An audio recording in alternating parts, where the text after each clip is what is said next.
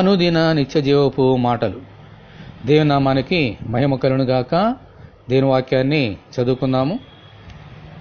జనములు సమాజంగా కూడి నిన్ను చుట్టుకొనున్నప్పుడు వారికి పైగా పరమందు ఆసీనుడవు కమ్ము. కీర్తనల గ్రంథము 7వ అధ్యాయము 7వ వచనం. మనుష్యులు దేవునికి వ్యతిరేకంగా సమాజంగా కూడి ఆయనను చుట్టుకున్నప్పుడు పరమందు ఆసీనుడైన దేవుడు వారికి తీర్పు తీరుస్తారు. మన ప్రభు అయిన యేసుక్రీస్తు యూదుల సమాజ మందిరములలో బోధించినప్పుడు కూడా అనేక మంది ఆయనను చుట్టుముట్టి ఆయనను శోధించినప్పుడు అనేక మార్లు వారి నోళ్లు మూయించారు, గద్దించారు.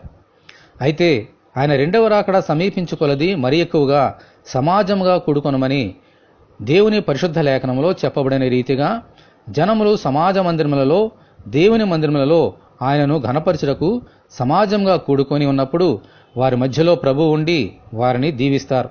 ఆమెన్, హల్లెలూయా.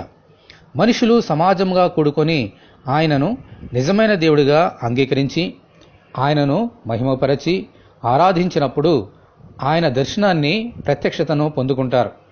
హల్లెలూయా. ఇటువంటి కృప కొరకు మనమందరము దేవుని ప్రార్థన చేసుకుందాము. ప్రభువా, మీకు వందనములు.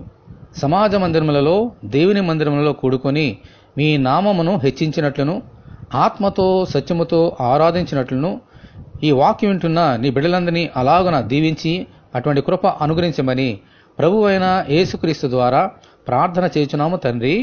ఆమెన్. ప్రభువైన యేసుక్రీస్తు కృప మనకందరికీ తోడే ఉండి నడిపించునుగాక. ఆమెన్. పరిశుద్ధ దేవుని మందిరం.